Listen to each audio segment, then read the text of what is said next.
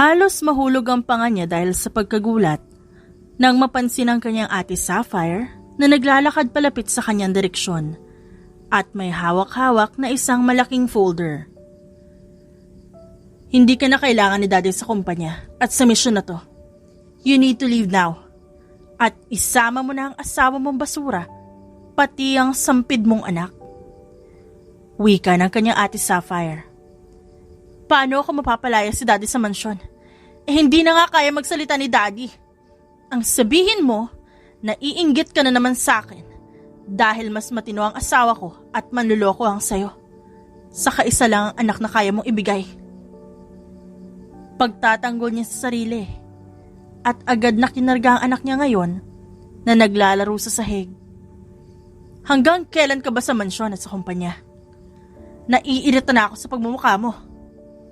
Hindi ko alam kung ba't sa'yo ibinigay ang karapatan para sa mga ari-arian at kayamanan ng mga galvan. Matapang na tanong ng kanya ate. Ngumisi lamang siya at tinapatan din ang tapang ni Sapphire. Lumabas din sa bibig mo kung bakit gustong-gusto mo makuha ang mana ko. Interesado ka sa kayamanan at sa kwintas na binigay sa akin ng ating ama? Bakit nga ba sa akin binigay at hindi sa'yo?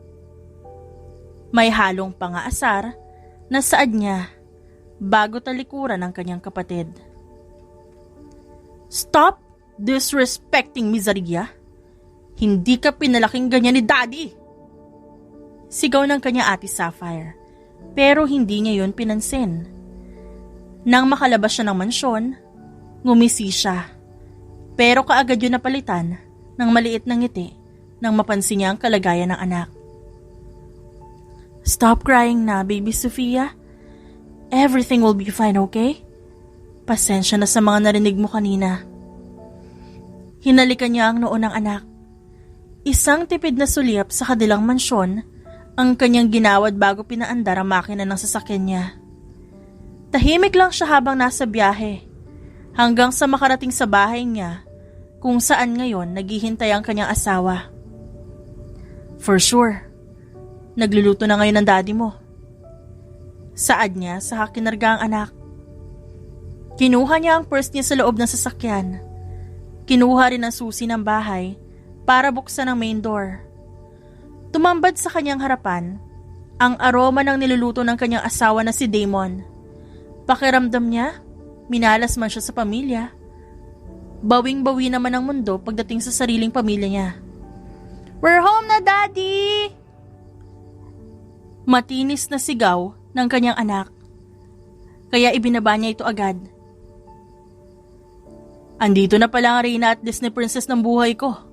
Kamusta ang pagdalaw mo sa mansyon niyo? Tanong ni Damon sa kanya.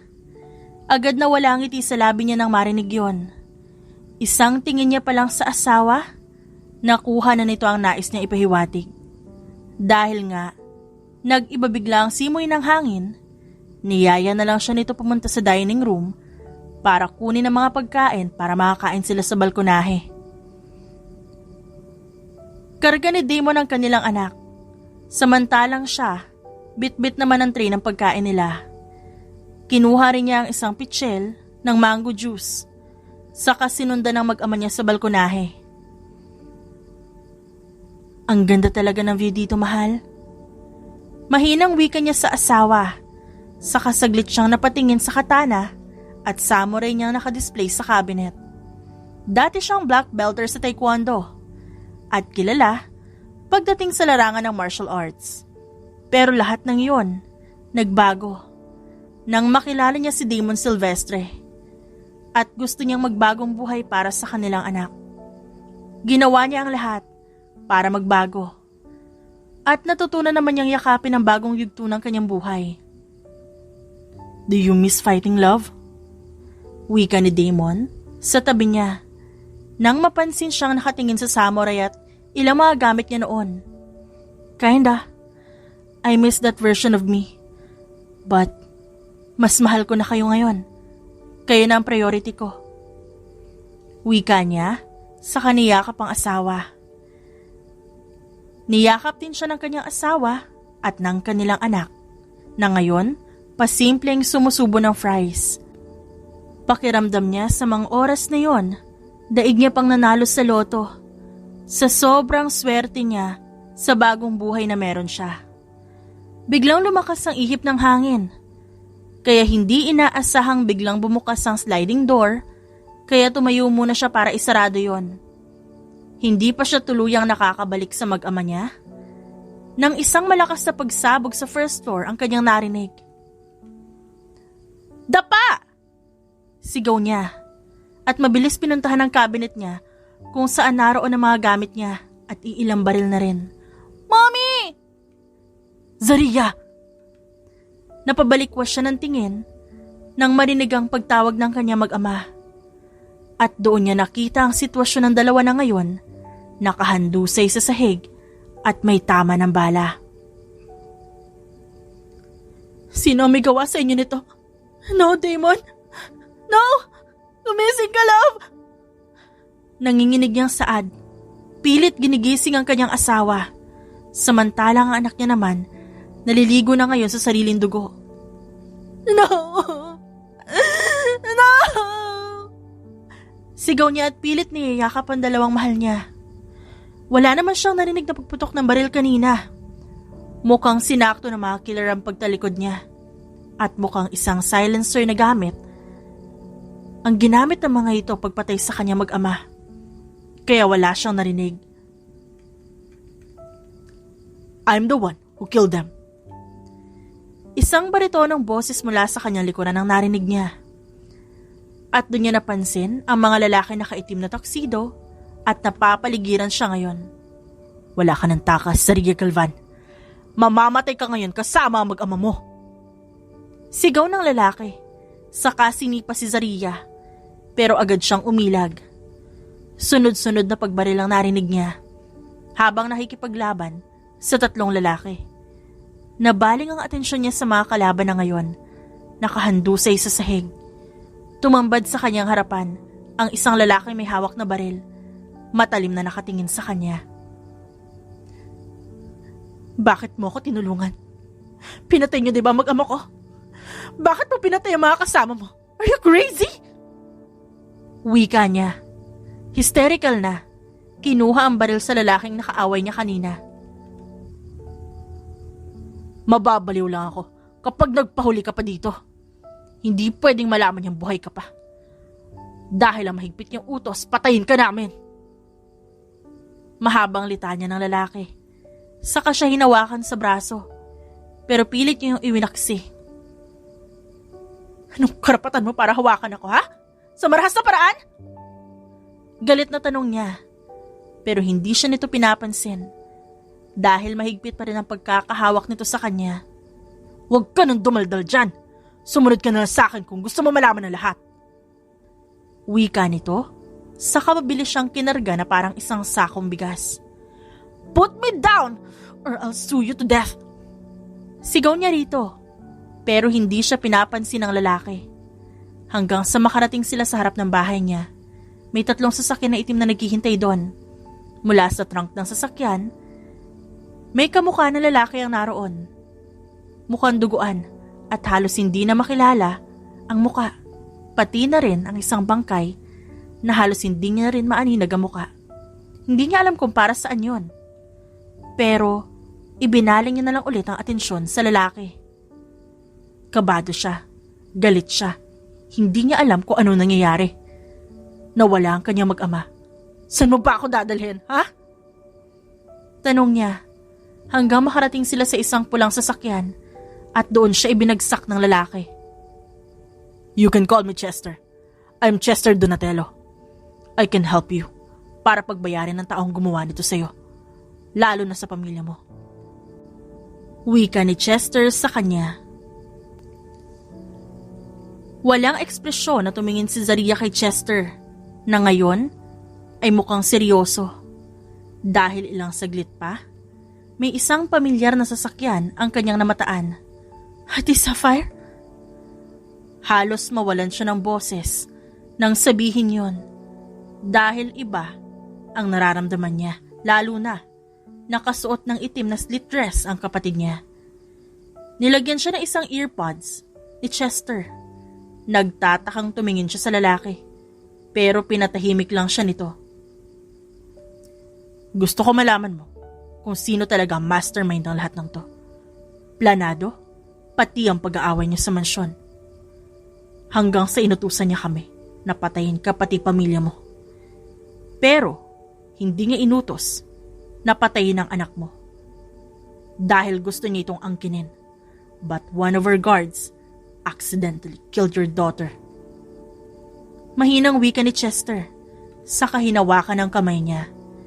Nanlilisik ang mga mata niyang napatingin kay Chester. What do you mean? Si Ate Sapphire nag-utos na patayin ako at ang mag-ama ko? And you accidentally killed my baby? Malakas na sigaw niya at pilit pinaghahampas sa dibdib si Chester. Kaagad din siyang napatigil ng marinig ang isang malakas na pagsabog na siyang dahilan para mapayuko siya sa dibdib ni Chester. Doon tumambad sa kanyang harapan ang nagliliyab sa apoy nilang bahay. Pinatay niyo ang mag-ama ko! Sinunog niyo pa yung katawan nila! Mga walang iya kayo! You will pay for this, Sapphire! You will pay for this! Sigaw niya sa galit. Pilit siyang nagwawala. Kaya niyakap na lang siya na mahigpit ni Chester. I'm sorry. I am an assassin trying to help everybody. Wala naman talaga akong pake kung sino pinapatay ko as long as may pera ako, game ako. Pero hindi ko alam kung ba't kita hinayaang mabuhay. Wika ni Chester na siyang dahilan para matahimik siya. Bago pa man umandar ang kanilang sasakyan, pumikit na lang si Zaria at hinayaan ang sarili na lamunin ng galit at kalungkutan. Sino ba kasi ang babaeng yan, Chester? Ba't mo siya tinulungan? Dapat pinatay mo na yan. Saad ng kaibigan niya si Travis habang tahimik nitong nililinisan ang sugat sa dibdib ng babae. Napabuntong hininga siya dahil pumasok siya sa grupo ni Sapphire Galvan para protektahan ang babaeng matagal niya ng gusto. Lingid sa kaalaman ni Zaria, dati nang may gusto si Chester sa kanya, simula nang makita niya ang babae sa hotel na pagmamay-ari ng mga Galvan. The first time his eyes laid on her, he was smitten. Hindi niya alam kung bakit nakuha ng babae ang kanyang atensyon. Kaya ginawa niya ang lahat para mapansin ito. Pero laking gulat niya nung malaman niyang ikakasal na ang dalaga sa isang lalaking biglang sumulpot sa buhay ni Zaria na si Damon Silvestre. Hanggang sa dumaan ang taon na tanging pagsulyap lang sa malayo ang kaya niyang gawin. Hanggang sa dumating ang araw na ito at tinitiyak niyang magbabayad ang kapatid ng babae at ang mga taong nasa likod ng lahat ng ito. We will make them pay. Kung kailangan na ipakain natin sila sa leon, lagyan ng ipis ang kinakain nilang pagkain, gagawin natin. Handito lang ako para sa'yo. Let me protect you. Wika niya sa kahinalikan ang noo ng babae. Lumabas siya ng kwarto para bigyan ng mahabang pahinga ito. Matalim namang nakatingin sa kanya ang kaibigang si Travis, na ngayon ay hindi maintindihan ang ginawa niya. Dati mo pa nagugustuhan niyang babaeng yan, pero ba't di mo pa rin makuha? Tanong ng kaibigan niya, kaya nang sandaling mahawakan niya ang tissue paper, agad niya yung binato dito. Shut the fuck up, Travis. Hindi mo alam ang pinagdaanan ko para lang makapasok bilang tauhan ni Sapphire Galvan. Wika niya, saka napahilamos ng kanyang muka. Ba't kasi dun ka dumaan? Piloso pong tanong nito. Akmang ibabato niya ang flower vase sa kaibigan nang biglang bumukas ang pinto ng kwarto kung saan naroon si Zaria at lumabas doon ang babae. Mapungay na tumingin si Zaria sa kanilang dalawa at ilang saglit pa biglang umihip ang hangin dahil biglang kinuha nito ang flower vase at binasag yon. Saka kinuha ang malaking piraso bago itinutok sa kanilang dalawa. Kung gusto niyo akong kidnapin, wala kayo mapapala sa akin. Hindi ako mahal ng kapatid ko. Ano nga ba mapapala niyo sa kagaya ko? Tanong nito. Pero kaagad din natigil nang mamukaan siya ng babae. Ikaw ang pumatay sa pamilya ko. Pinatay mo ang asawa at anak ko! Galit na sigaw nito at biglang sinaksak sa braso ang hawak na piraso ng flower vase. I'm not a killer! Mahinang wika niya sa kainagaw sa babae ang hawak nitong bubog. Magsasalita pa sana siya, pero agad nawala ng malay si Zaria, kaya agad niya itong kinarga pabalik sa kwarto. Bumungad sa kanya ang nakakasilaw na sinag ng araw na pumapasok ngayon sa bintana ng kwarto ngayon. Napataas ang isang kilay niya nang mapansin ang puting tela na nakabalot sa kaliwang braso niya. Doon niya lamang napansin na masakit yon. Nasaan ako? Damon? Sofia? Saan ni Zaria? Habang lumilingon sa paligid at nagbabaka sakaling sumagot ang mag-ama niya. Pakiramdam niya kasi may hindi tama. Nais niyang makita ang mag-ama niya. Hanggang siya'y makababa sa first floor at tumambad sa kanya ang mga old antiques at ang kakaibang disenyo ng mga muebles. Kahit ang furniture ng bahay kakaiba din.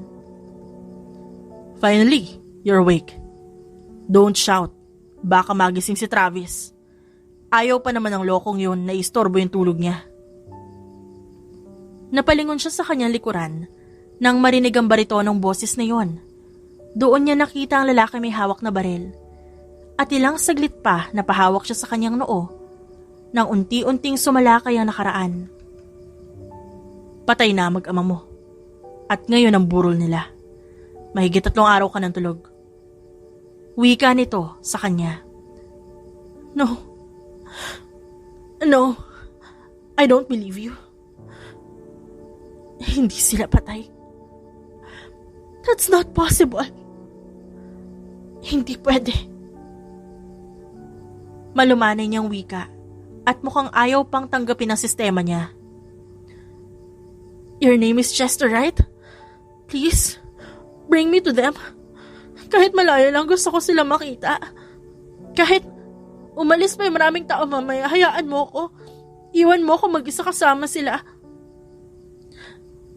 And make sure makakamtan nila ang hustisya na para sa kanila. Wika niya, saka hinawakan sa balikat ang lalaki. If you want some help to find justice for your family, you can own me. You can own my body and soul. Angkinin mo ako, kapalit na hustisya para sa mag-ama mo. Seryosong wika ni Chester. Pagkatapos ay iniwan siya nito. Gusto niya mapag-isa sa mga oras na yon at doon niya naabutan sa labas ang isang babaeng naghihintay at nakatukod ang kamay sa itim na sasakyan. I guess, you're Zaria Galvan? Anak ni Manuel Galvan. Anong ginagawa ng isang iredera sa mansyon ng mga Donatello? Wika nito sa kanya. Who are you? Paano mo ako kilala? Mas kilala yung kapatid ko si Sapphire. Sa negosyo. Wika niya. Saka tumabi sa babae. Hi, I'm Marial Martinez. Personal lawyer ni Chester Donatello. At ng kaibigan niya si Travis Salvacion. Wika nito. Sa kinuha ang kamay niya para makapag-shake hands. Pero ngumiti lang si Zaria sa kanya. Ilang sandali pa nagkwentuhan sila. At dahil likas na madaldal ang abogada, saglit niya nakalimutan ang sakit hanggang sa natigil ang kanilang pag-uusap. Nang biglang nasa likuran na nila ang isang lalaki na batid niyang si Travis, na nabanggit kanina ni Attorney Martinez. So, you already meet my suplada na abogada. Natatawang wika ng lalaki sa kanya, saka binuksan ang passenger seat at giniya siya papasok ng sasakyan. Tumawa si Travis sa sinabi ni Chester. Sinabi mo pa. Daig pa niya ng babaeng malapit na magmenopause sa pagiging masungit. Gatong ni Travis, saka sumakay sa likuran. Mamaya ka lang sa akin na Salvacion. Wika nito, saka tumabi sa binata. Tahimik sila sa biyahe, Hanggang sa hindi niya namalayan, nakarating na sila sa isang sementeryo kung saan kitang-kita niya sa malayo ang ate niya ngayon na may hawak na mikropono. Mukhang nagbibigay mensahe ang ahas niyang kapatid.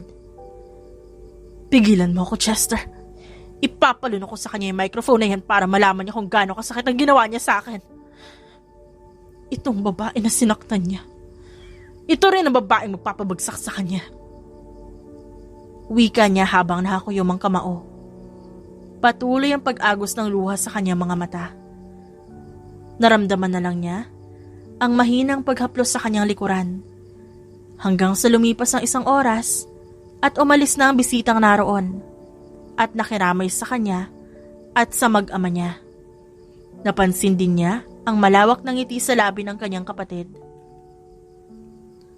Can I go out now? Wala na ring tao. Gusto ko na talagang umiyak sa harapan nila. Saad niya sa kabinuksan ng pinto ng sasakyan na hindi man lang hinintay ang sagot ng 3. Tumakbo siya kung saan inilibing ang kanyang mag-ama. At doon hinayaan ang sarili na umiyak na para bang walang bukas. Pagpapayaran nila ang ginawa nila sa inyo.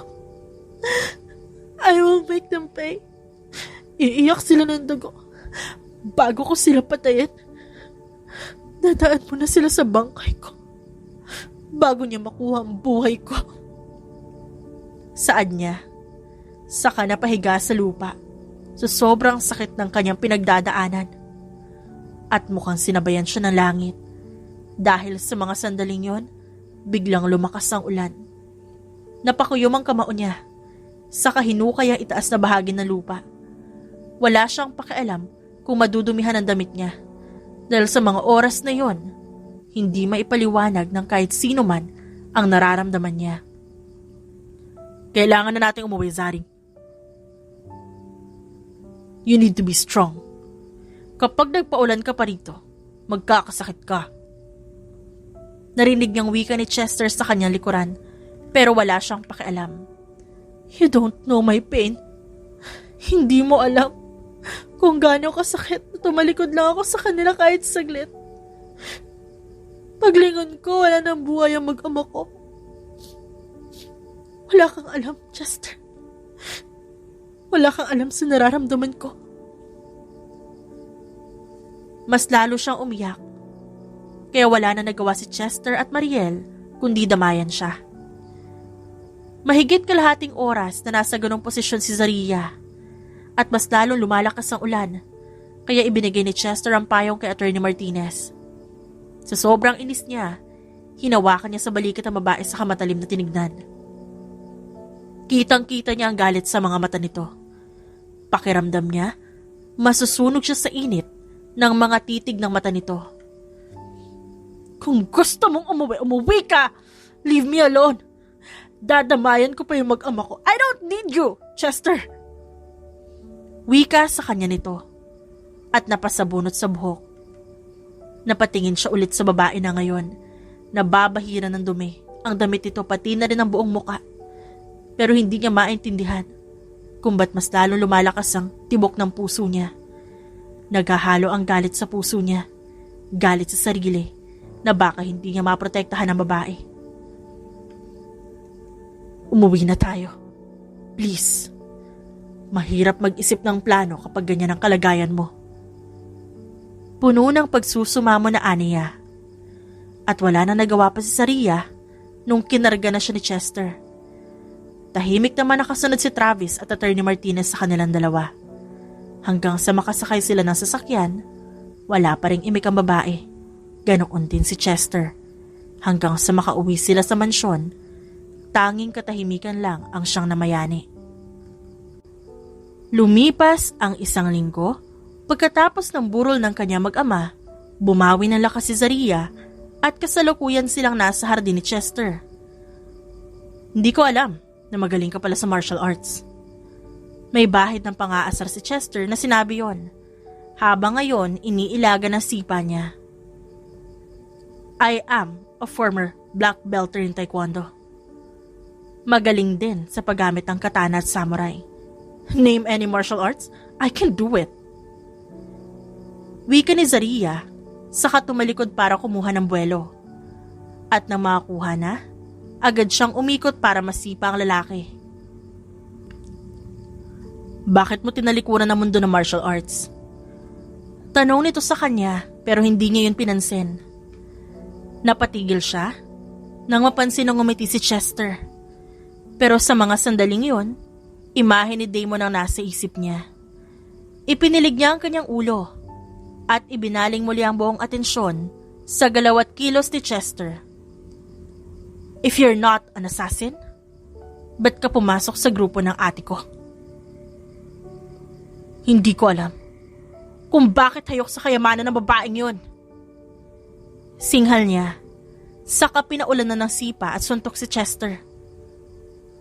Because I like you. Masuyong saad nito na siyang dahilan para tumigil siya sa pag-atake. You're out of your mind, Donatello. Hindi ka naman baliw para pumasok sa grupo ng mga halangang kaluluwa. I know Ate Sapphire is hiding something from me and my dad. Pero hindi ko alam na siya ang mastermind sa mga krimeng nangyari hindi lang sa akin kundi sa ibang investors namin. Mahabang litanya niya, saka napaupo sa damuhan.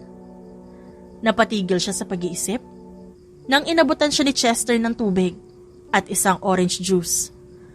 Agad niyang tinanggap yon, pero ang orange juice lang ang kanyang ininom. How can I help you? Like I said, pwede mo akong gamitin. You can use my surname para hindi ka mahalata na ate mo. You can use any of my bank accounts, credit card, name it. I can give it to you. Basta para sa'yo. Diretso at seryosong saan ni Chester sa kanya. Anything that I want? How about, let's marry. At magpanggap tayo mag-asawa para makalapit ako kay ate. What do you think? Tanong niya na mukhang nagustuhan naman ni Chester dahil halatang simpleng pagngiti nito. Kung gusto mo naman pala ako, ba't di mo agad sinabi? Para-paraan ka rin ni Zari. Pang-aasar sa kanya ni Chester, kaya tumayo siya para kunin ang hose at agad tinutok yun sa mukha nito. Zari, stop! Nababasa ako! Maautoridad na wika ni Chester, pero hindi pa rin siya tumigil at patuloy pa rin siya hanggang sa hinablot siya sa braso ng lalaki at pareho na silang nabasa. Hindi alam ni Zaria kung bakit magaan ang pakiramdam niya para dito. O sadyang malaki lang ang utang na loob niya kay Chester Donatello. Nang matapos na sa kanilang pag-iensayo, inayos ni Zaria ang kanyang postura at agad pumasok sa mansyon ni Chester. They need you in the company. Kailan ka babalik sa mga Galvan? Seryoso ang tanong ni Chester sa kanya, pero ngumiti lang siya ng pilit. Hindi niya alam kung bakit gustong-gusto niya na maghiganti sa kanyang kapatid, pero alam niyang hindi pa yun ang tamang oras. Kulang pa ang 1 linggo para sa sakit na ibinigay ng kanyang kapatid. Buhay sa buhay ang dapat pagbayaran ng kanyang ate Sapphire. Sigurado ka ba talaga sa desisyon mo, Chester? Are you out of your mind? Kamamatay lang ng asawa niya. Gusto mo na agad siya pakasalan? Sigaw ni Attorney Martinez habang nasa study room sila ng kanyang mansyon. This is the only way that I can save her. Minsan ko na siyang hindi naprotektahan at hindi ko nahahayaan na maulit yon. Matigas na wika ni Chester habang nakatingin sa hawak na larawan ni Zaria.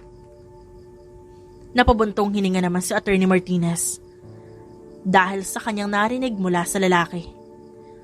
Alam ba ni Travis ang desisyon mo na to? At ano ang susunod na hakbang ang gagawin mo? Tanong ni Attorney Martinez sa kanya, pero agad ding natigil sa biglaang pagpasok ni Zaria. I heard your plan, Chester. Yes, you can marry me. I know you can pull up some strings para magbago ang status ko at pwede akong ikasal sa'yo. Let me use you this time. With your consent. Wika ng babae, saka ibinigay ang mapa ng kumpanya ng mga Galvan. Sa bawat pulang markang yan, ang mga bagay na pwedeng sirain natin. I heard from my credible source na sa susunod na araw, may auction na gagawin sa atin sa fire sa museo, kung saan pag-aari ko na pilit niyang inaangkin. Wika ni Zaria sa kinagatang ballpen at matalim na nakatingin sa mapa.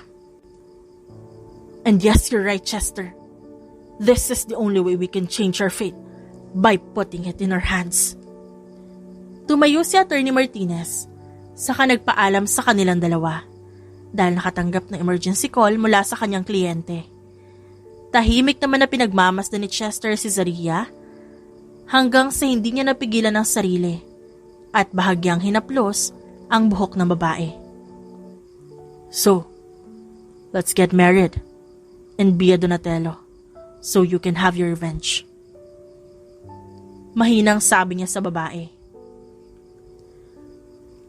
I want to carry your surname, not just because I want revenge. Dadalhin ko ang apelyido na yan.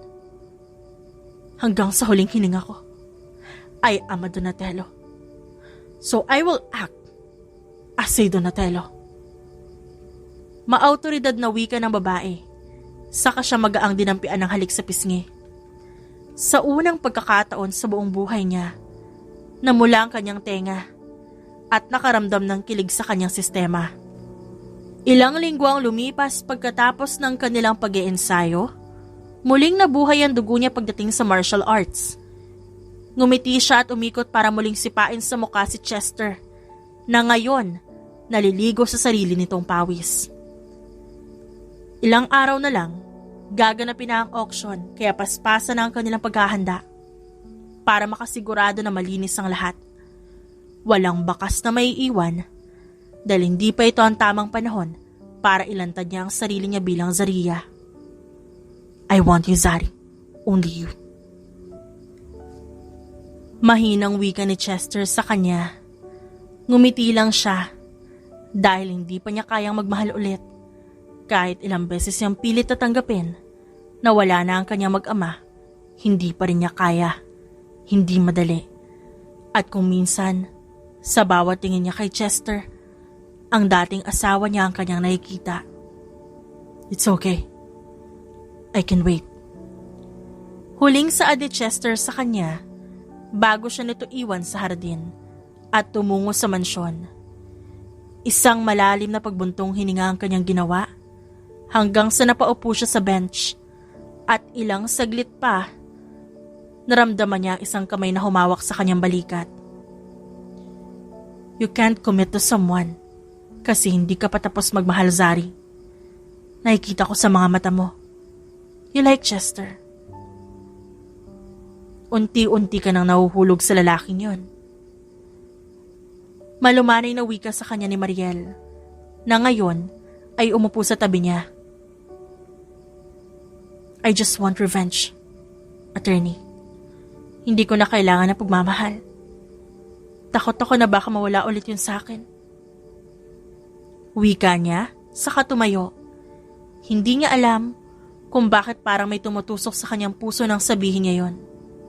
Maaaring hindi pa sa ngayon, pero alam ko mahal mo na siya. Mahal mo na ang lalaking nagturo sa'yo kung paano bumangon ulit. Nang sabihin yun ni Attorney Mariel Martinez, narinig niya ang tawa ni Chester na ngayon, nasa balkonahe sa ikalawang palapag, na kasalukuyang nakikipag-usap kay Travis. Di ko siya mahal. Kahit kailan hinding-hindi ako mahuhulog sa kanya. Wika niya sa kanyang sarili. Isang malalim na buntong hininga ang kanyang pinakawalan habang nasa labas ng kwarto ni Zaria. Hindi niya alam kung ilang minuto na siya nakatayo sa labas habang hawak-hawak ang pulang rosas. Hanggang sa tuluyang lumabas ang babae sa bukas na pintuan. Isang ngiti ang kanyang binigay dito bago niya inabot ang bulaklak. Para sa na rosas na to? Seryosong tanong sa kanya ni Zaria at pasimple itong inamoy. Para sa babaeng nagparamdam sa akin kung paano magmahal. Nauutal pa niyang wika. Bahagya niyang inipit sa tenga nito, ang buhok nitong nililipad ng malamig na hangin. Siguro, minsan, hindi mo lagi nakukuha ang gusto mo. Minsan, nakakakuha ka ng isang bagay na mas malaki kaysa sa anumang inaasahan mo. Saad niya, sa kamarahang hinaplos, ang pisngi ni Zaria. Isang banayad na halik sa noo ang kanyang binigay. Pinapangako niya sa sarili na ito na ang huling beses na iiyak si Zaria. You're going to survive it. Maghihilom din ang sugat. Hindi pang habang buhay ang sakit na mararamdaman mo. You can use me, Zari. Gamitin mo ako sa paghilom sa sugat mo. I won't mind being your healer. Seryosong saad niya sa kaniyakap ng mahigpit si Zaria. Sandali lang, tatawagan ko si Travis. Aniya at lumayo saglit para tawagan ang kaibigan. Sa unang ring pa lang, agad nang sinagot ni Travis ang kanyang tawag. Hindi na siya nagpatumpik-tumpik pa at agad niyang sinabi ang nais niya. Bakit ka napatawag, Chester Donatello? Kung hahanapin mo si Martinez sa akin, pues wala kang mapapala. Naka-block ang number niya sa akin. Bungad na reklamo ni Travis sa kanya. I need you to find a judge right now. Saad niya, habang nakatingin kay Zaria, na ngayon, nakasuot ng puting pantulog at masuyong nakatingin sa kanya. Tama ba ang narinig ko? Judge, may kaso ka ba? May pinatay ka ba? Pinatay mo na ba si Sapphire Galvan? Saad ni Travis sa kanya sa kabilang linya. Ewan ko sa'yo, Travis. Basta, hanapan mo ako ng judge ngayong gabi. Maautoridad na wika niya at agad na pinutol ang tawag at agad niyang hinila ang babae palabas ng mansyon. Saan ba tayo pupunta at grabe ka makahila sa akin? Tanong ni Zaria sa kanya pero ngumiti lang siya. Hanggang makasakay sila ng sasakyan niya, puro tanong ito. Pero hindi niya yun pinapansin. I'm glad you came, Travis. Bungad niya nang makarating sa chapel. Hindi niya akalain na ganun kabilis na makakahanap ang kaibigan na isang judge. He can't pull some strings dahil magtataka si Sapphire sa kanyang plano.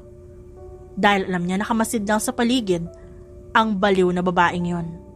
Kaya laking pasasalamat niya na narito ang kanyang kaibigan. Ano ba kailangan mo? Ba't ginambala mo pa ako para maghanap ng judge? Iritado ang tanong sa kanya ni Travis at bahagyang ginulo ang buhok. Tumingin siya sa maliit na chapel sa village. Mukhang hindi inaasahan na nakahanda ang kaibigan dahil napansin niya ang isang bouquet at veil sa ibabaw ng lamesa. Bakit may bouquet? Natatawang tanong niya dito. Malay ko ba? Baka ikakasal ka kaya naghanda na rin ako. Napakamot sa ulo ang kaibigan kaya napailing siya. Ilang sandali pa, tuluyan ang bumaba ng sasakyan si Zaria at inilibot ang tingin sa isang maliit na chapel. Bakit mo ko dinala dito? Naguguluhang tanong ng babae sa kanya. I told you. Pakakasalan kita ngayong gabi. Bago pa man matapos ang gabi na to, isa ka ng Donatello. Kaya mo na maghiganti sa mga taong niloko at sinaktan ka. Mahinang saad niya, sa kahinawakan ang kamay ng babae. What's the meaning of this? Chester Donatello! Hindi makapaniwalang usal ni Travis ngayon na nagtataka. Talagang magpapakasal kayong dalawa? Hindi niyo man lang sinama si Martinez? Tawagan mo. Dahil alam ko mismo na rin yung abogada natin. Wika ni Chester. Nanlisik lang ang mata ng kanyang kaibigan nang binanggit niya si Mariel Martinez. Hindi niya na napansin ang kaibigan. Tuloy-tuloy na lang silang dalawa ni Zaria papunta sa harap na altar. Inilagay niya ang veil sa mukha nito. Kaya isang ngiti ang sumilay sa kanyang labi. Napakaganda ng bride niya. at hindi niya maiwasang mahumaling palalo. Matatapos ang gabi na to. At sa susunod na magtatagpo ang landas niyo, sisiguraduhin nating luluhod siya sa'yo. At nang gabing yon, sa ngalan ng paghihiganti, ikinasal silang dalawa sa harapan ng altar. Lumipas ang ilang buwan.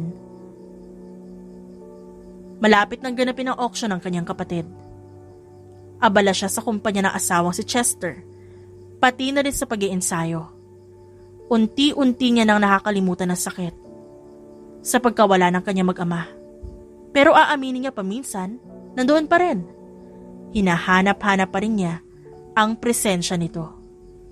Napatigil siya sa kanyang binabasa nang marinig niya ang sigaw ng kanyang sekretarya. "Ma'am Zari!" Napatingin siya sa kanyang sekretarya na si Millicent, na ngayon nagkukumahog habang bitbit ang iilang makakapal na folder.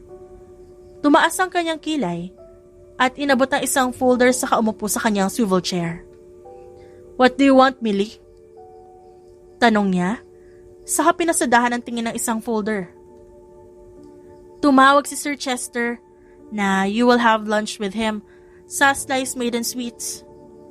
Saad ni Millicent na ngayon ay hinihingal. Bahagya siyang napabuntong hininga dahil sa pagod na nararamdaman. Katatapos niya lang sa meeting, ngayon kailangan niya pang pirmahan ang ilang kontrata. Ganito na ang kanyang buhay pagkatapos niyang pakasalan ng lalaking sumagip sa kanya. Tinutulungan siya nito na maghiganti para makamtan ang inaasam na hustisya. "Okay, tell him I'll be there." Tipid niyang wika at mabilis na pinirmahan ang makapal na folder at binigay sa kanyang sekretarya. "Pa-cancel lahat ang appointments ko." Wika niya, kaya tumango sa kanyang sekretarya at mabilis itong umalis sa harapan niya. Kinuha niya ang coat, saka ang Dior na bag niya at mabilis na pumunta sa parking lot. Ang tunog ng heels niya ay siyang nagiging dahilan para kabahan at matakot ang empleyado na malapit sa kanya. Sa bawat pagdaan niya sa hallway ng gusali, yumuyok ang mga tao sa kanya at nasisilaw sa kumikinang niyang alahas.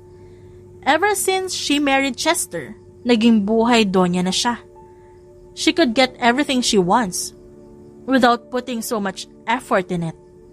Naranasan niya ang buhay na ito noong buhay pa ang kanyang mommy, na binibigyan siya ng karangyaan sa buhay. Sadyang nagbago lang ang lahat noong nawala ito at ang ate sa affair niya ang umangkin ng lahat. Ngunit kahit nararanasan niya na ang lahat, isang bagay na lang ang hindi niya pa nakakamit. Ang hustisya na nararapat sa kanyang mag-ama. Isang hilaw ng ngiti ang pumaskil sa kanyang labi nang makarating sa parking lot. "Papunta na ako." Bungad na sabi niya sa asawa sa kabilang linya at pagod na ibinagsak ang katawan sa driver's seat. "Okay, I'll order your favorite." Malambing na wika ni Chester sa kabilang linya. Sa loob ng ilang buwan pagkatapos niyang maikasal dito, hindi niya pa rin matutunang mahalin ang asawa dahil para sa kanya, nakatali lang siya sa nakaraan. Nakatali lang siya sa paghihiganting inaasam niya. Kahit na minsan, hindi niya maintindihan ang kanyang sarili kung bakit siya kinikilig o nasisiyahan sa mga ginagawa ni Chester sa kanya. Marahil hindi niya pa ito mahal, pero alam niya sa sarili niya na may gusto na siya dito. Isang oras ang lumipas, nakarating na siya sa restaurant kung saan may isang staff na umaalalay sa kanya papasok sa loob. "Sir Chester is waiting for you, ma'am. He's on the VIP room." Ngumiti ang waiter sa kanya at isang simpleng tango ang kanyang binigay. Her heels made a sound every time she walks. Mas lalong lumalakas ang tibok ng kanyang puso dahil pakiramdam niya may masamang balita ang kanyang asawa. Dahan-dahan niyang binuksan ito at tumambad sa kanyang harapan ang asawa na ngayon may kasamang matandang lalaki. Nandito na siya. Mr. Gonzales, meet my wife, Zaria Isabel Donatello. Hinawakan siya sa bewang ni Chester at maingat na pinaupo. He's one of the big investors of Sapphire Galvan. Bulong ni Chester sa kanya. Kaya tila ba nagpanting ang kanyang tenga dahil doon. It's my pleasure to meet you, Mrs. Donatello. When I've received the news na may asawa na si Chester, hindi ko inaasang isang magandang babae pala ito. Kumindat pa sa kanyang matanda kaya napairap siya. Mukhang napansin niyo ni Chester kaya mabilis niyang hinawakan ng tinidor para itapon sa matanda. Pero mabilis siyang napigilan ni Zaria. Calm down. We need him, remember? Mahinang bulong nito. I can handle this one. Just leave it to me. Saad pa ni Zari. So, how's the Galvan Group of Companies? Tanong niya sa matanda, saka sumimsim ng red wine. Galvan Group of Companies is one of the companies that owned by Sapphire Galvan. Sa lahat ng kumpanya, ito ang pinakamahalaga dahil ayon sa kanyang source, ipinamana sa babae ang kumpanya dahil namatay ang ina nito. Mukhang maayos ang kumpanya ni Sapphire Galvan. Kaya nga nung tinawagan ako ni Chester para magtanong tungkol sa auction ni Sapphire, sa susunod na araw para makatanggap kayo ng invitation card, agad kong tinanggap yon. Wika ng matandang lalaki saka masuyong tumingin sa kanya. So, where's the invitation card? Hindi pala kami makakapasok dyan kung wala yan. Kaya nasa na? Mataray na wika niya. Mukhang napansin ni Chester ang pagiging masungit niya. Kaya bahagyang pinisil ng lalaki ang kanyang kamay pero tinabig niya yon. Talagang kumukulo ang dugo niya sa tuwing naririnig niya ang balita tungkol sa kanyang kapatid. Kinuha ni Mr. Gonzales ang 2 invitation card at binigay sa kanya. Anyway, it's a masquerade theme. Kasi pagkatapos ng auction, may konting party na hinanda si Sapphire. Wika ng matanda sa kanila. Ngumiti siya dito at nagpasalamat at kaagad na tumayo para makaalis sa lugar na yon dahil hindi niya alam kung paano pakakalmahin ang kanyang sarili. Wait for me, my love.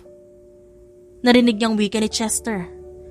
Nagpatuloy pa rin siya sa paglalakad at nang makarating sa parking lot, doon niya pinakawalan ng luhang nag-uunahang tumulos sa kanyang pisngi.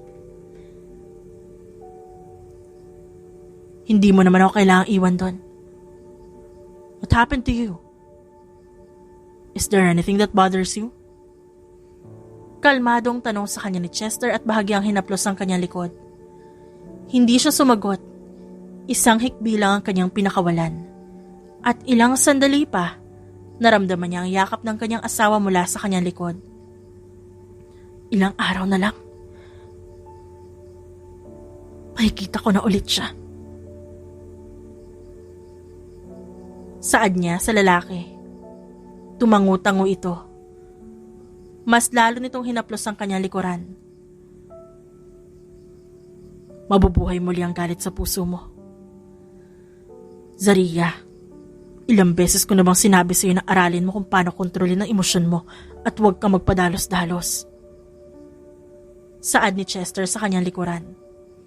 Nang marinig yon, agad siyang humarap dito at isang mainit na halik ang ibinigay niya sa lalaki. Sa mga oras na yon, ramdam niya na. Tanga lang ang hindi mahuhulog dito. Alam niyang masyadong maliit na panahon lang nang magkakilala sila. Pero alam niyang sapat na yon para mahalin niya si Chester Donatello. Kahit anong pigil niya, nakakahiyamang isipin na hindi pa man lumilipas ang 1 taon pero nagmamahal na siya ulit. Pero anong magagawa niya? Tumitibok ang puso niya para dito. We will get the justice for them, okay? Trust me. Hanggang buhay ako, hindi kanya masasaktan pa. Wika ni Chester sa kanya. And I know that you're using me for revenge. It's okay. Hindi mo kailangang magpanggap na mahal mo ako, Zaria. Dugtong na wika ng lalaki. at inilagay sa kanyang balikat ang kamay nito at mukhang natulala sa kanya. Tumikim siya para makuha ang atensyon nito. Pakiramdam niya, daan-daang boltahe ng kuryente ang dumadaloy sa kanyang sistema. Nang sandaling naamoy ang pabango ng asawa. Pwede ba? Tigil-tigilan mo ako, Chester. Kagabi ko pa napapansin ang pagiging clingy mo. Paghihimutok niya, sa kabahagyang tinabig ang kamay ng lalaki. Bakit? You're still not aware that I'm a clingy person, wife? Kinuha ng lalaki ang kamay niya at banayad na hinalikan yon. Whenever I needed him the most, he was always there for me. Yet, I wasn't able to do the same thing for him. Bulong niya sa sarili at hindi sinagot ang tanong ng asawa. Tumikim siya, saka tumayo para ayusan ang sarili. I hope you're aware too that I was just using you for revenge. Ginagamit lang kita para makuha ang hustisya na pinagkait sa akin. Tumalikod siya at hindi pinansin ang pagtawag ng lalaki sa kanya. Kasinungalingan. Kasinungalingan man na sabihin na ginagamit niya lang ang lalaki. Ngunit ang katotohanan, may pagmamahal siya para dito. Ngunit hindi niya lang masabi dahil natatakot siya. Dumating na ang araw ng auction at abala siya sa pag-aayos ng kanyang sarili. Katatapos niya lang ayusin ang kanyang buhok at ngayon abala siya sa pag-makeup. Nasa gitna siya ng paglalagay ng lipstick nang marinig ang katok sa pinto. Bukas yan! Wika niya at muling ibinaling ang atensyon sa salamin. Tumambad sa kanyang harapan ang asawa na ngayon ay bitbit ang pulang maskara na kapares ng lalaki. Ibinigay yun sa kanya ni Chester. Isang red high-slit dress ang kanyang isinuot na kaagad niyang pinaresa ng mala chandelier niyang earrings at isang serpent na kwintas para magmukha siyang asawa ng bilyonaryo. Technically, asawa nga talaga siya ng isang mayaman, isang mabait at gentleman na lalaki. Ngumiti siya kay Chester nang isuot ito sa kanyang pulang maskara. You look stunning, Zari. Mahinang wika nito at halos ilang boltahe ng kuryente ang naramdaman niya ng mga oras na yon. Thank you. Tanging nasabi niya at muling ibinalik ang atensyon sa salamin. Finish your makeup. I'll wake you downstairs. Wika ng lalaki sa kanya at binigyan siya ng magaang halik sa kanyang noo, sa kaagad na umalis sa kanilang kwarto. Inayos niya ang kanyang buhok at tumayo na sa upuan. Kinuha ang kanyang pabango at ipinaligo sa kanyang katawan, saka siya sumunod sa kanyang asawa. At habang pababa siya sa mahabang staircase, naramdaman niya ang malagkit na tingin ng lalaki sa kanya sa ibaba. Isang maliit na ngiti ang pumaskil sa labi nito. How do I look?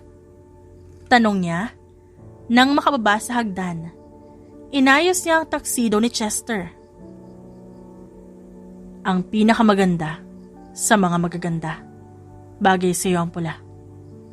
Saad ng lalaki sa kanya at nakatingin ang mga mata nito sa kanyang labi.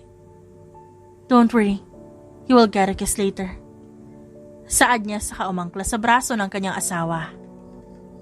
Nang makarating sila sa garahe at nang binuksan ng lalaki ang sasakyan nito, dahan-dahan siyang umupo sa passenger seat.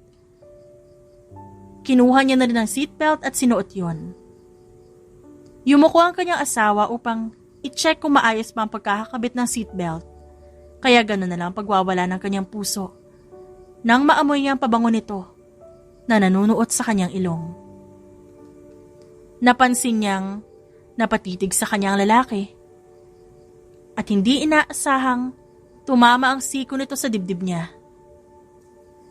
I'm okay. You don't have to. It's all fixed. Aniya at inayos ang pagkakaupo. Sandali, ba't mo ako pinapaalis? Masama ba tignan na magandang tanawin na nasa harapan ko ngayon? Seryosong tanong sa kanya ni Chester pero napairap lang siya. Hindi na siya sumagot, kaya nang maisarado na ang pinto ng sasakyan, Umikot na ang lalaki para sumakay sa driver's seat. Nang makaupo ito, agad nitong pinaandar ang makina ng sasakyan. Habang nasa biyahe papuntang venue, walang nangahas magsalita sa kanilang dalawa, kaya pasimple siyang sumulyap dito. Seryoso lang itong nakatingin sa kalsada, kaya malayo niyang tinitignan ng asawa. Mula sa matangos nitong ilong at mahahabang pilikmata, napadako ang kanyang paningin sa maugat nitong kamay. Ilang beses siyang napalunok dahil doon. Staring is rude, Zaria. Kalmado ang saad nito sa kanya. Umirap siya. I'm not staring, Donatello. Masyado kang mahangin. Mukhang hangin na lang ang laman ng ulo mo. Pang-aasar niya dito. Hindi na siya nito pinansin dahil nakatuon na ang atensyon nito sa daan. Tahimik na sa pagitan nilang dalawa, kaya magulo na naman ang kanyang utak. Unti-unti na siyang sinasalakay ng mga boses ng kanyang ate Sapphire. Kumisdot ang pamilyar na sakit sa kanyang puso nang maalala ulit. Agad naman yun napansin ni Chester kaya itinabi sa gilid ng kalsada ang sasakyan, saka siya tinignan. May masakit sa'yo? Nag-aalalang tanong nito, pero umiling siya. Wala to. Lilipas din to. Mas kailangan natin makarating sa tamang oras doon para matignan natin na mabuti ang paligid. Saad niya na tila ba iniiba ang usapan. Agad namang pinaandar ni Chester ang makina ng sasakyan nang masigurado na ayos lang siya. Ilang saglit pa nakarating na nga sila mag-asawa doon. Kitang-kita niya ang mga taong nagkukumpulan. Nang makababa siya sa kotse, napansin niya ang puting Mustang at lulano ng kanyang ate Sapphire. Isang hilaw ng ngiti ang sumilay sa labi niya. Pakiramdam kasi niya na buhay na naman ang galit sa katawan niya. It's okay. Be a Donatello tonight. Act sophisticated. Bulong sa kanya ni Chester at hinawakan ang kanyang kamay at sabay silang pumasok sa loob ng venue. Nang makakuha sila ng tamang tiyempo, agad silang pumwesto sa bandang likuran na table, kung saan may konting liwanag mula sa chandelier. Ilang saglit pa, nakita niya ang kanyang ate Sapphire na nakasuot ng itim na maxi dress. Nag-iisa lang ang kanyang kapatid na walang suot na maskara. Good evening, everyone.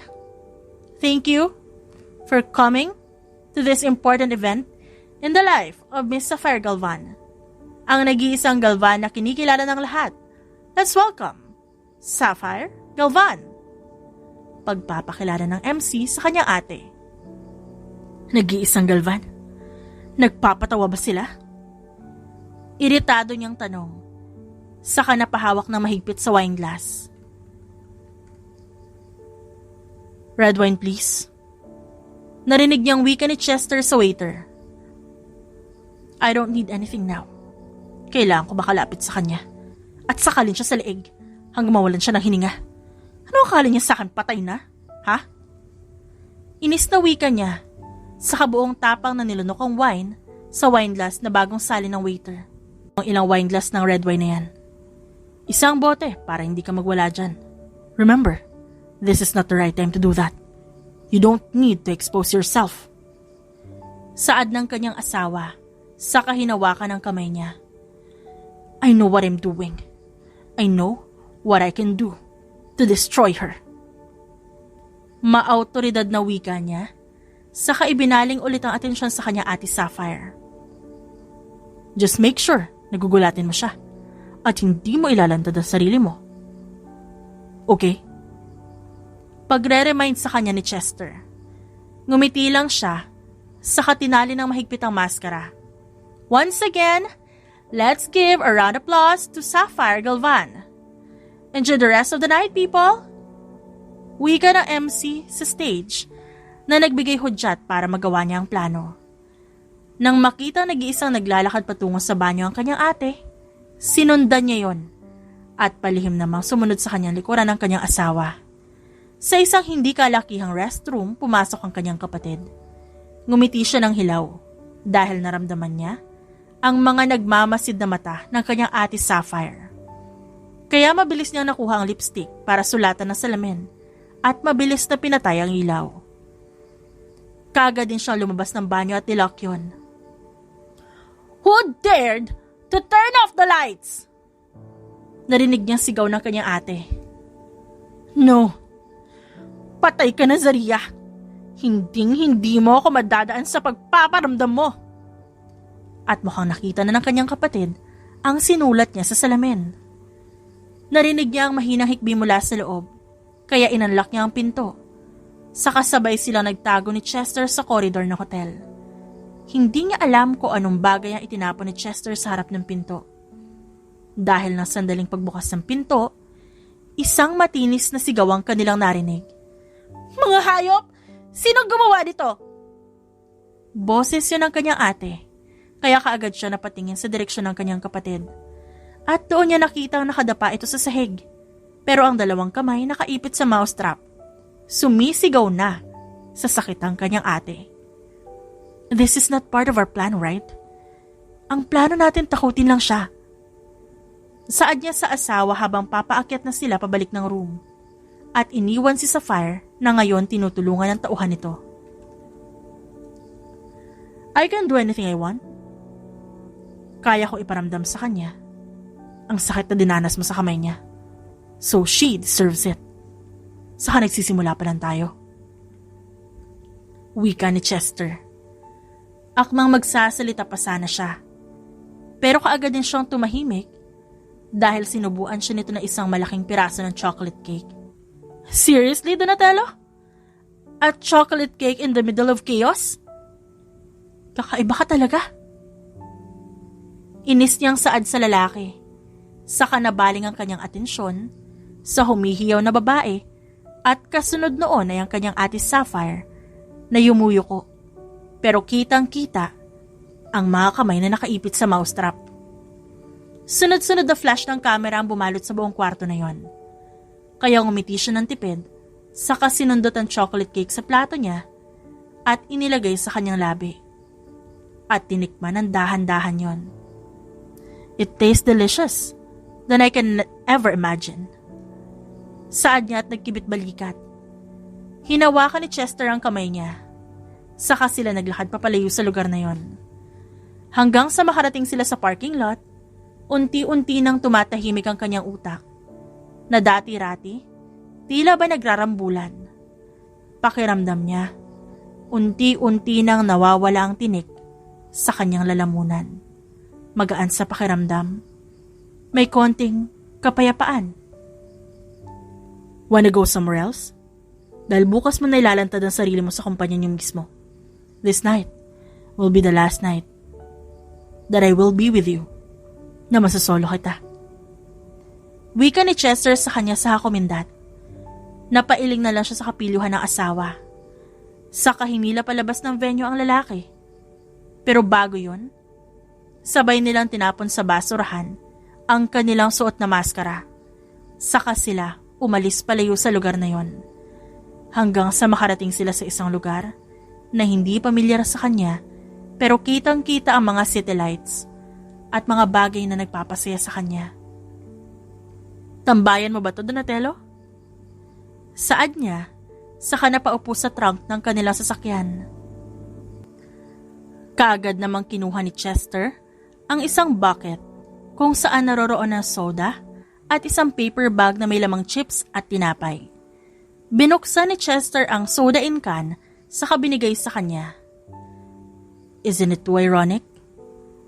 Ang babae na dating pinagmamasdan ko mula sa malayo ngayon katabi ko na at inuubos ang chips ko." Ani Chester at tumawa. Natawa na rin si Zaria. "By the way, saan nga pala si Attorney Martinez sa Travis? Ilang araw na sila hindi pumupunta sa bahay ah." Bigla niyang tanong sa asawa nang maalalang hindi na dumadalaw ang dalawa sa mansyon. Nasa probinsya ang dalawang loko. Hindi ko alam na biglang tinanan ni Travis si Attorney Martinez.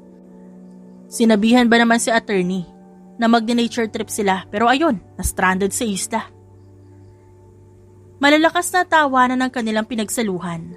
Alam naman nilang may gusto si Travis at Mariel sa isa't isa. Pero dahil sa malaasot pusa, Hindi na nila yun napapansin. May tanong pala ako, Chester. Bakit nung araw na pinatay ang mag-ama ko at pagsagip mo sa akin, may nakita akong kamukha mo at isang bangkay na halos hindi mamukaan? Tanong niya sa kabinuksan ng isang soda sa katinunggayon. Tumikim si Chester at seryosong napatingin sa kanya. Gusto mo ba talaga malaman? Tanong sa kanya ng lalaki, kaya tumango siya. Pinatay ko ang sarili ko para sa'yo, Zaria. Alam ko mali ang ginawa ko sa pagpasok bilang assassin ni Sapphire. Pero yun lang ang tanging paraan para mabuhay ka. Dahil pinangako ko sa sarili ko, hanggang nabubuhay ako, kahit sino man, walang karapatang saktan ka. Isang pagsugal ang ginawa mo, Chester. Malumanay na sa ni Zaria. At maya-maya, umayos siya ng upo at mahigpit niyang niyakap ang asawa. I will do anything for you, my love. Saad ng lalaki. Saka isang banayad na halik sa kanyang noo ang pinakawalan nito. Isang tahimik na sandali para sa dalawang pusong nagliliyab sa pagmamahal sa mga oras na yon.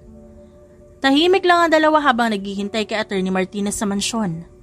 Tanging tunog lang ng kubyertos ang siyang maririnig kaya binasag ni Travis ang katahimikan sa pagitan ng dalawa.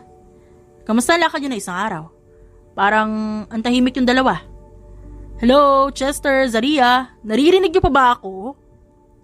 Sunod-sunod na wika ng lalaki. Napatingin siya kay Chester na ngayon. Ngumiwi sa kanya dahil sa paraan ng pagtusok niya sa hotdog. Kaya mas lalo niyang tinusok at dinurog ang kawawang hotdog. Bakit ba ang tagal ni Mariel? Baka mamaya hotdog ko na matusok dito eh. Narinig niyang wika ni Chester. Kaya mas lalo niyang diniin ang pagtusok sa pagkain. Hindi niya alam kung bakit sa mga oras na yon, naiinis siya sa kanyang asawa. Tumango na lamang si Travis at ibinalik ang atensyon sa magazine na hawak. Habang silang dalawa ni Chester, patuloy pa rin sa lihim na tinginan. Subukan mo lang na sipain ang paa ko sa ilalim ng lamesa. Lalabas ka sa mansyon na ito ng baog yan. Inis niyang saad bago nilantakan ng pagkaing nasa harapan. Napamura siya nang makita ang pagpipigil ng tawa ni Chester. Umirap lang siya at pinagpatuloy ang pagkain. Pero agad siyang napatigil nang mahulog ang kanyang tinidor. Inatras niya ang kanyang inuupuan para yumuko para kunin yon. Kasabay niya, yumuko rin si Chester para kunin yon. Stop messing around, Donatello. Hindi ako nagbibiro. Itutuso ko talaga to sa hotdog mo. Bulong na wika niya sa lalaki at dinuro sa mukha nito ang tinidor. Nasa ilalim sila ng lamesa na akala mo pa'y pinagtataguan. Inilapit ng lalaki ang mukha nito sa kanya. Sa mga sandaling yon, amoy na amoy niya ang pabango ng kanyang asawa. What if I don't stop? Tutusukin mo talaga ang hotdog ko?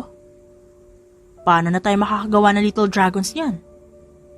Pang-aasar ni Chester, kaya piningot niya ang lalaki sa tenga nito.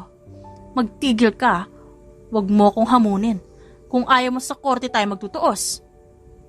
Saan niya, saka mabilis inayos ang postura. Ilang saglit pa, dumating na rin sa wakas si Attorney Martinez, na agad namang binatukan si Travis. Isang matalim na tingin ang binigay nito sa lalaki, nang makitang magrereklamo pa sana ito. Bilisan nyo nang kumain dyan dalawa. Ihahatid na natin si Zaria sa kumpanya niya. Seryosong saad ni Chester at pinaikot ang pasta sa tinidor nito. Si Travis kasi ang kulit. Hindi lang ako pinagod ng ilang araw. Pinuyat din ako. Pagrereklamo ni Attorney Martinez, saka sumubo ng pagkain. Halos mabulunan siya nang marinig yon. Anong pinagod ng ilang araw? Napatingin siya sa kanyang asawa dahil mukhang pareho sila na naiisip ng mga oras na yon. Ewan ko sa inyong dalawa. Sabay na saad nila ni Chester, saka tumayo sa lamesa at agad na umalis sa dining room. Baliw na talaga yung mga yan. Ayaw pang umamin sa harapan natin. Saad niya, saka napailing habang kinukuha ang susi ng sasakyan. Isang malakas na tawa naman ang binigay ni Chester sa kanya. You're fired! Hindi niyo ba talaga kayang gawin ang inuutos ko sa inyo? And who gives you the authority to call Mr. Santibanez? Ang tanga mo talaga! Napatingin siya sa lobby, kung saan naroon ang kanyang ate sa fire na mukhang may sinisigawan na namang isang empleyado. Napailing siya dahil napansin niyang kahit ni isa, walang tumutulong sa babae. Pero pansin niya ang awas sa mga mata nito. Lumuhod ka sa harapan ko. Halikan mo ang paa ko! Sigaw ng kanyang ate sa fire at doon nagpanting ang kanyang tenga. Hindi ba? Ikaw ang mas may karapatang lumuhod sa harapan ko, Sapphire? Saad niya. Dahan-dahang naglakad sa direksyon ng kanyang ate. Hinawi niya ang kanyang mahabang buhok, saka tinanggal ang kanyang shades. Zari, akala ko ba patay ka na? You're not real. Hindi pa ako nahihibang para maniwala na buhay ka. Sigaw nito, kaya mabilis siyang lumapit para masampal ng malakas ang kapatid niya. Diba? Siya yung may Zari natin dati? Yung mabait? Buhay pala siya. Narinig niyang saad ng isang empleyado. Now you're still thinking? Panaginip pa rin ba to? Kulang pa nga yung sakit na yan eh. Yung sampal? Kulang yan. Sa lahat ng sakit na pinaranas mo sa akin, you claimed what's mine, and you also killed my family. Saan ba ako nagkasala sa'yo, ha? Saan ako nagkasala sa'yo, ate? Para patayin mo yung mag-ama ko. Malakas na sigaw niya. Kaya hindi niya maiwasan na makuha ang atensyon ng ibang empleyado at pumunta para makita silang dalawa ng kanyang ate.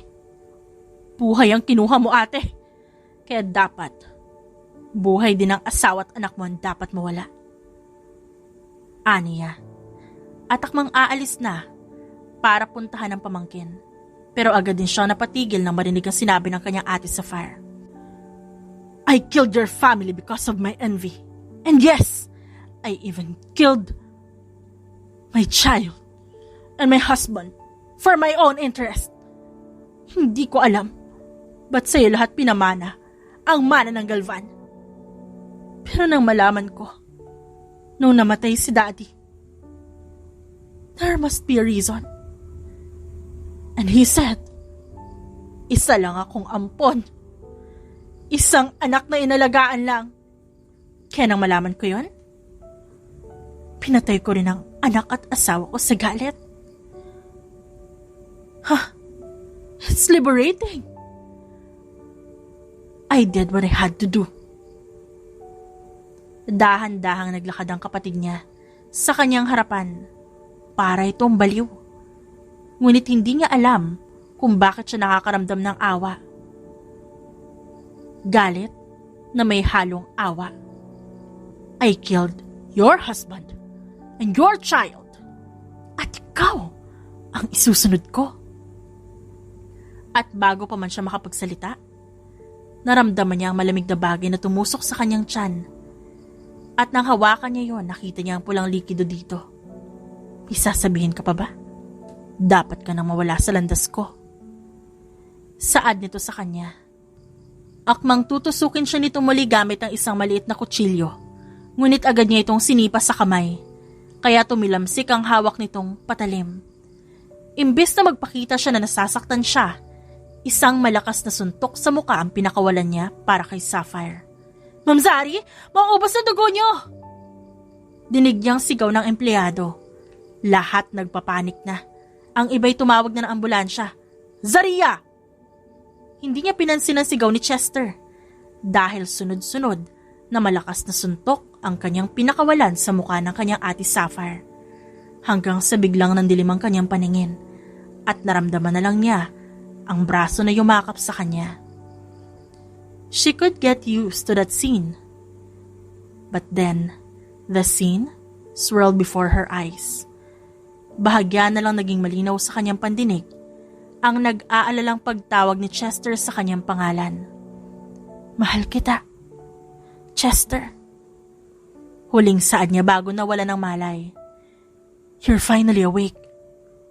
Napakurap si Zaria nang salubungin ng kanyang mata ang sikat ng araw.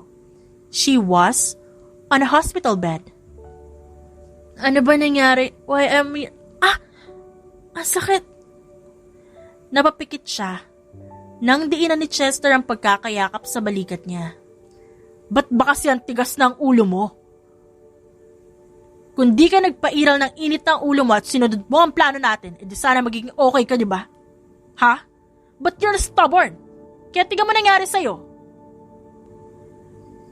Muntik ka nang gawing banana cue ng ate mo." Nang sabihin yun ni Chester, biglang bumukas ang pinto ng kanyang hospital room at pumasok doon ang kanyang ate Sapphire na nakasuot ng puting bestida. Buhaghag at nanlilisik ang mga matang nakatingin sa kanya. "Ako dapat yon. Ako dapat ang anak. Ako dapat lahat ang magmamano ng pera. Ari-ari ang negosyo ng mga Galvan. Dapat sa'yo mamatay. Mas maganda ako sa'yo." Saad nito, saka umiyak ng malakas na halos hindi niya alam kung anong gagawin niya kung hindi napakapit sa braso ng kanyang asawa. Dahil isa lang ang alam niya. Tuluyan ang nabaliw ang kanyang ate. "What happened to her?"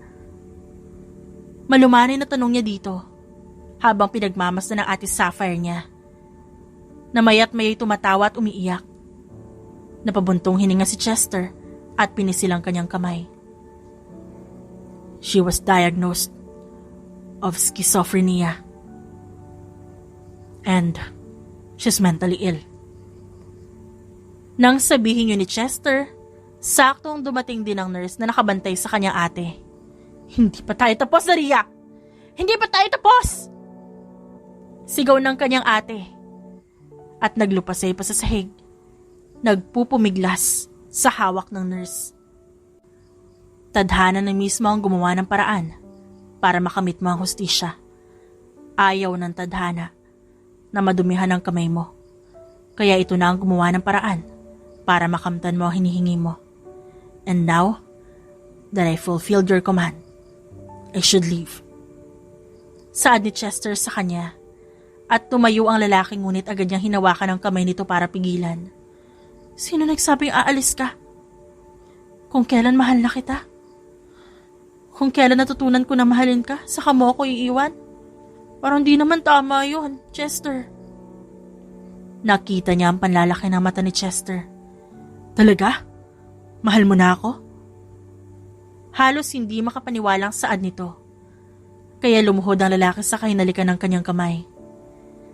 Isang pagmamahalan na hindi niya inaasahang malalasap niyang muli. Nasa ganoong posisyon sila nang pumasok si Travis at Attorney Martinez na nagtatalo na naman kaya lihim silang napangiti ni Chester.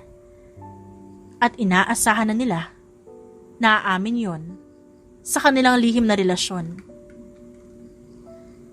Mahigit ilang linggo pagkatapos niya makalabas sa ospital, isang engranding beach wedding ang kanilang kasal. Mga taong kasosyo sa negosyo, ang iba naman ay politiko ang siyang imbitado sa kasalang yon. "Are you ready to be officially Mrs. Donatello?" Nakangiting tanong sa kanya ni Attorney Martinez, kaya tumango siya at ngumiti. At habang naglalakad sa gitna ng puting buhangin, mga rosas na tinatapon at malamig na simoy ng hangin ng dagat ang siyang namayani sa mga oras na yon. Sa huli, hindi niya alam kung siya ba talaga ang nagwagi. Dahil nawala man sa kanya ang lahat, may mga bagay pa ring ibinalik ang tadhana. "And I pronounce you husband and wife. You may now kiss the bride." Saad ng pare sa kanilang dalawa at isang banayad na halik ang kanilang pinagsaluhan. Ang tugon sa kanilang pagmamahalan. "I love you, my Chester Donatello." Bulong niya sa lalaki. "I love you too, every inch of you. Mahal na mahal kita, Zaria Galvan Donatello." "Bilisan niyo na, uy, nagugutom na si Mariel." Malakas na sigaw ni Travis kaya malakas tong binatukan ni Attorney Martinez. "I guess, silang dalawa na ang susunod." Bulong sa kanya ni Chester. Tumangulang siya at isang ngiti ang sumilay sa kanyang labi nang mapagtanto ang isang bagay.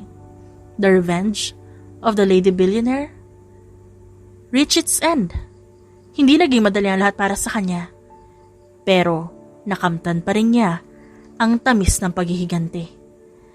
In the name of love and revenge, she found herself kissing the man who taught her how to love again.